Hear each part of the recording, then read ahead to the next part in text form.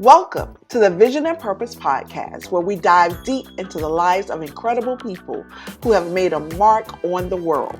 Join us as we explore the journeys, stories, and passions of individuals who have achieved extraordinary feats, shattered barriers, and inspired us all. And now your host, Dr. Sharon H. Porter. Hey, everyone. Welcome back to another powerful episode of Vision and Purpose Podcast. This is where we dive deep into purpose-driven conversations, transformational truths, and real stories that push us to grow, lead, and live fully. I'm your host, Dr. Sharon H. Porter, and today's guest is here to challenge the filters, question the narratives, and help us peel back the layers of who and what is influencing us on a daily basis. Joining me is the brilliant mind behind the thought-provoking new book, Unmasking Influence, Who Are You Following? This is a raw and insightful journey that examines how influence shapes our identity, choices, and even our purpose. Dr. Brittney Clinton is an author. She's a speaker, a truth teller who's passionate about helping people wake up to the power of intentional living and conscious following. So grab your journal because you just might find yourself unlearning a few things today. Let's get into it. Welcome, Brittney. Welcome, Dr. Clinton. Thank you for the warm welcome. I'm so glad to be here. Yes, I'm so excited and I can't wait to dive in. The books have arrived. You're sending them out. A book signing is coming up. We're going to talk about it all. So let's start with the heart of it. What inspired you to write Unmasking Influence? Was there a personal moment or a turning point that sparked this journey? Yes, I will honestly say I have deep, thought-provoking conversations with my teenage boys. And the car rides are those moments where we have these conversations where I'm asking questions.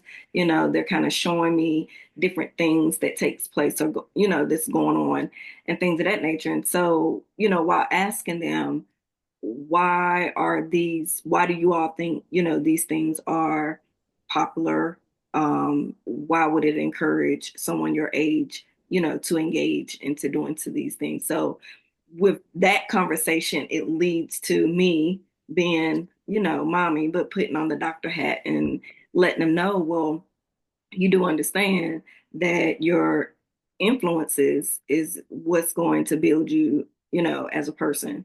And so just sitting and really having those times and moments where I'm kind of guiding them through, okay, well, this song lyric, this type of approach to life, what do you think is telling the next generation? And so I'm sitting there, and my oldest son says, well, Mom, you seem to be the only woman in your mid 30s that is dedicated to listening to podcasts every day. And I said, no, I'm actually not. There are other women out there like myself that wants to feed their mind with substance at the break of day, with a cup of coffee, tea, or whatever the case may be, just to see, what's going on, but also to better themselves. I think podcasts are very informative. People take that time, as a mental break, things of that nature. So I had to easily correct him and let him know, like, no, there are other women like mommy that choose to feed your mind and your body and your soul with substance. And that's what drove me to um, releasing this wonderful title. And I'm very excited about it. But that's what drove me to this particular point. I love that. Yeah. The influence that, sometimes people don't even know that things are influencing them. And Correct. so I'm glad that you are heighten their awareness of this. Because you're right, the music that we listen to, what we watch on television, all of these things, and not only future generations, but their future selves. Yes, And so I love that this was the spark for you. And this title is so bold. Like, who are you following? I love that. And in a world that's full of influencers, that's all that's people all the talking about. spotlight. Yes. People are curating content. How do we even begin to discern who's truly influencing us? I believe that when an individual begin to hone in and research a person, a place, a thing that really intrigues them, not just following, but researching, not just analyzing, but really researching what's taken place with this very person, place, or thing, whatever it is that's being influenced, whether they're trying to change their mindset, their bodies, um, their careers, whatever it is that they're trying to be influenced by, what's catching their eye. When you begin researching the narrative behind how that person, place, or thing came into existence, then you're like, okay, I'm influenced. I got to hone in on this because this is where I'm trying to go. So I think when a person finds themselves every time they're thinking about their next move, they're researching, not analyzing or watching, but researching how it is that that person, place, or thing came into existence. So that's what I believe when you have been heavily influenced by something or Mm. someone, you really begin to dig down deep and research so that this is where I'm trying to go. Um, so yeah. Wow. Influence can be subtle and it can be overt. Can you share any examples where influence showed up in your life without you even realizing it? Yes, those that know me very well know that I am a proud fan of Kerry Washington, and her role as Olivia Pope in Scandal, in the Scandal series. And it brought back so many memories as I was growing into being Dr. Brittney Clinton, being the educational practitioner, being that advocate for mental health wellness from a non-clinical approach, and how others perceive me in different spaces as being the leader, the person that takes the initiative, the passionate person, the speaker, caring, all of these things that others have shed upon me or bestowed upon me in conversation or, publicly. And her role, she's always been fierce, firm. She gets the job done. And her posh style is what really captured me, and it brought back memories of getting dolled up in my best threads, going to church with grandmother, and being around all those women and learning, how to be a lady and things of that nature. And so, Kerry Washington brought a lot of my personality in a professional setting to light. And so I began not only watching every episode or rewatching series when I just need that boost of, confidence, that I can do the next best thing that I'm, desiring to do. But in the same token, it's more like this is who this is the standard that I desire to continue. Some people, they kind of switch up. I don't want to be the switch up type. Now, I'm flexible and can adjust to things, but as far as the nice, elegant, corporate type style of dressing when you go out, being a woman of, about your business, being fair, being firm when need to be, so you won't be walked over, and things of that nature. So when I began like researching, her childhood, reading her books, um, I think she has a movie coming up. I'm definitely going to the movies with my boys to watch the movie, just to see that fierce and firm attributes that she brings, when she's in character.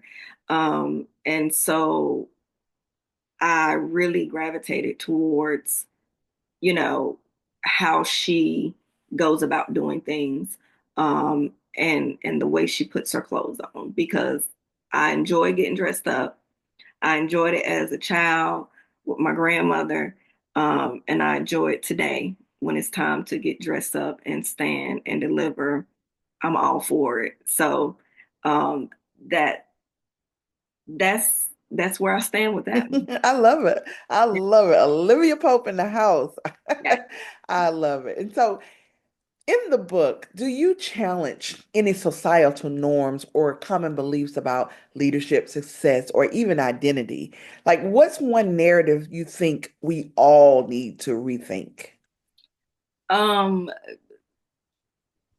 Kind of like understanding now the book is different narratives of different scenarios, that most common things that happen in the workplace, personal, um, different, like each story, each narrative, each chapter is different, but it's tailored to a specific area in a person's life, right?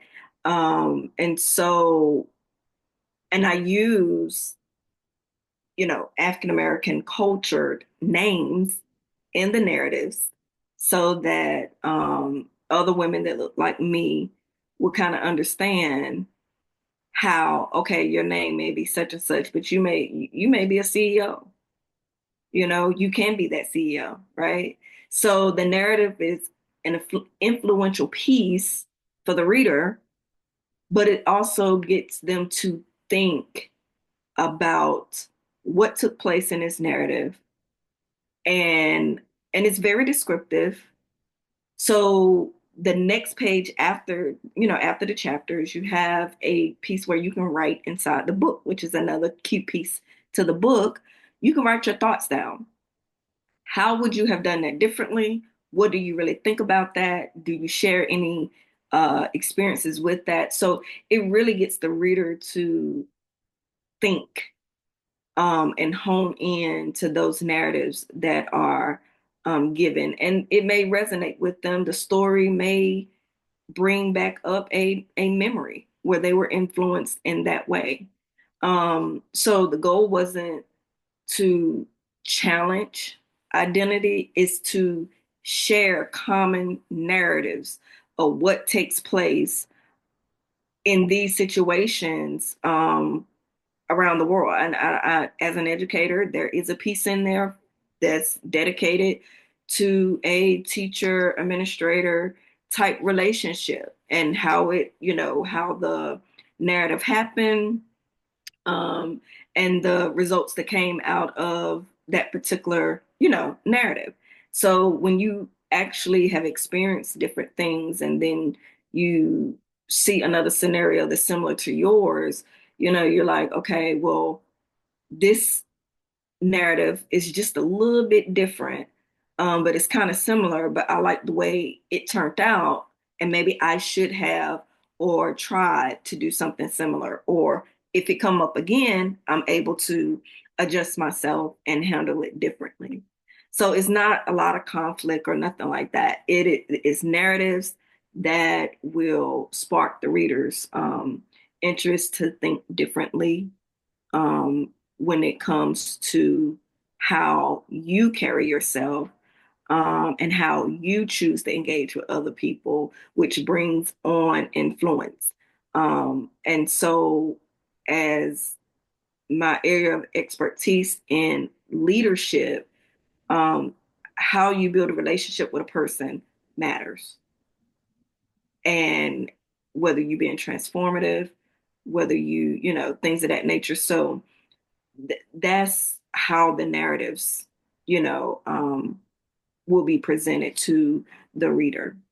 Hey, this is great. And normally when you think of influence, people think of external influence, but let's talk about internal influence, our own thoughts, our own self-perception. How does self-influence compare to external influence, and which one do you think is harder to navigate? Self-influence to me is what you choose to be committed to, whether it's daily, weekly, monthly, annually, quarterly. And daily is simple things such as, your routines. You know, what are you influenced by? I mean, just to even go back to my son's, giving me what he's observed. Mom, you probably the only 30-year-old that's listening to podcasts every day. Um, but that's a part of what I choose to do to deposit into me so that I can continue to thrive and be the woman of excellence that I chose to be a while back while growing into my profession and who I am, right? Um, and so, of course, my coffee, a good podcast, great conversation, inspirational, pumping the kids up before I drop them off. Um, and then placing myself in spaces that will um, keep me whole and balanced. So, self influence is what you are choosing to be committed to, that will make yourself feel good, confident, motivated to do whatever it is that you have to do next, and so forth. So, it can be a routine. It can be something as, being dedicated to attend a women empowerment conference. Just like I just recently went to Sarah Jake Roberts Women Involved conference. It was amazing. I'm all about, women empowerment, positively influencing other people, not just women, but that's what my niche is, mainly. And, thinking, what else can I do to invest in me? External would be, as I gave an example, a positive role model, a successful actress. You know, she does have a personal life, things of that nature. Her attributes, the way she carries herself, the way she's dedicated to her job as an actor, as well as how how the role that she played um, in Scandal. And so external factors outside, what's influencing you, um, and yourself would be what you're choosing to commit to on a daily basis to Yeah, to help you. definitely. And so, for those individuals who want to begin unmasking the influences in their lives, like, are there any practical steps or reflective questions that you could recommend? I would say you have to start with, what am I doing? Why am I doing it? And where am I going? Those three simple questions. Um, and once again, the person have to know what their self influences are, right? And it don't always have to be personal. It don't always have to be professional. It can be a mixture of both.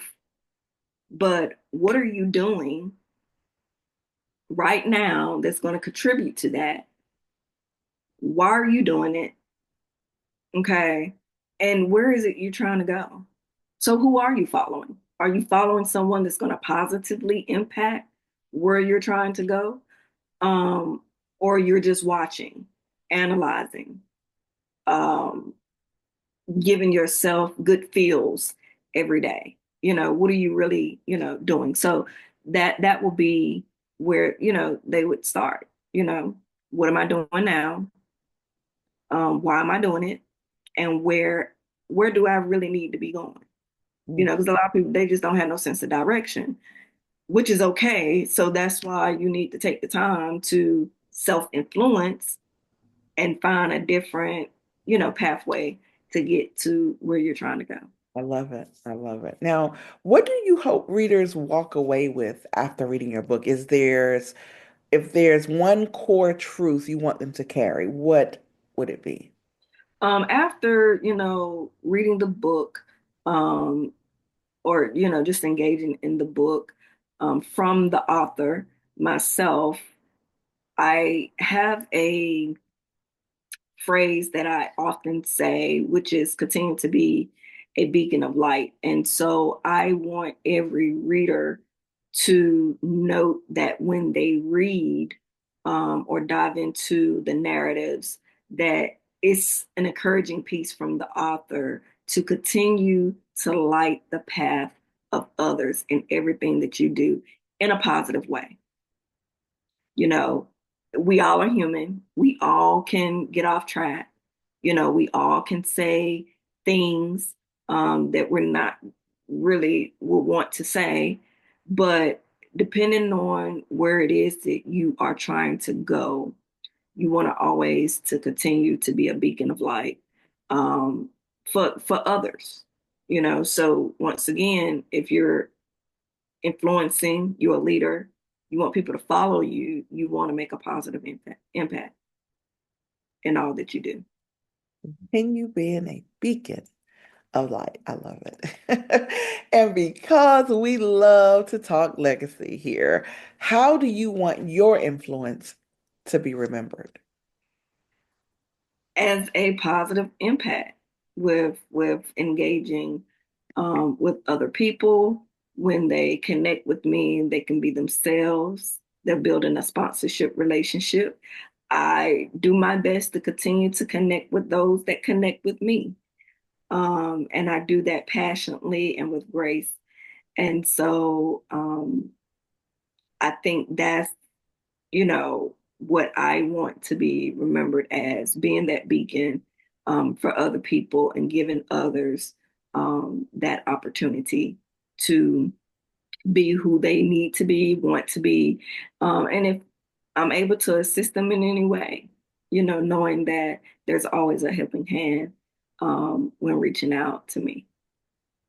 I love it. And I truly would be remiss if I did not mention your wonderful column in Vision and Purpose Lifestyle magazine, where you actually featured some wonderful individuals under your Unmasking Influence column.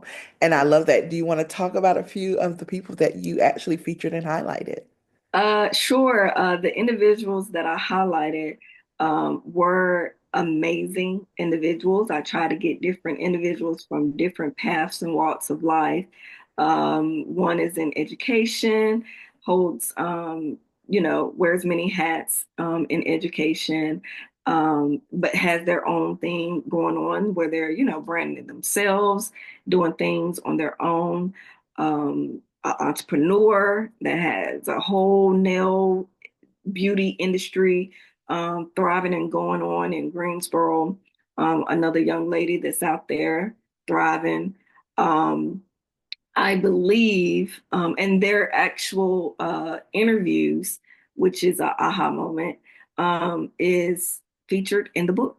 So if people were unable to catch the articles online, they did approve me to allow their interviews to be published within this publication. So the readers will also get a chance to, um, be up and personal with those that were featured in the magazine articles.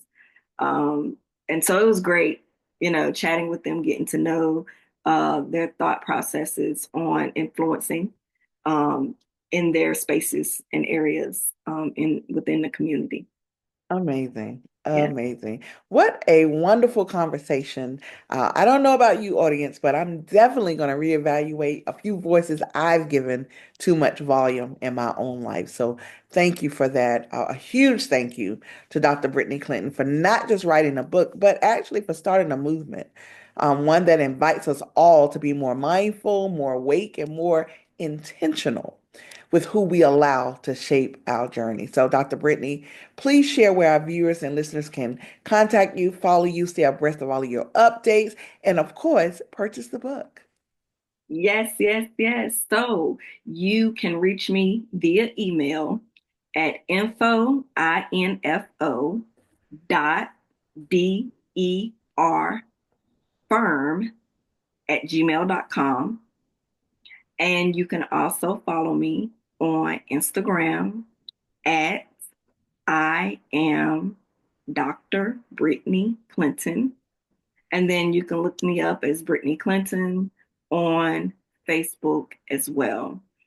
And the book will be available on Amazon May 1st, 2025. However, if you want a copy prior to, you can shoot me an email, locate me on social media, inbox me, and I will be more than happy to ship you a copy.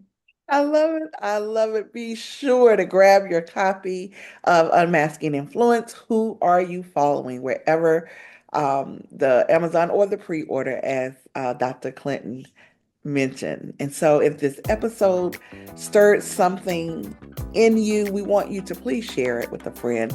Leave a review and let us know who or what you're choosing to follow differently from today on.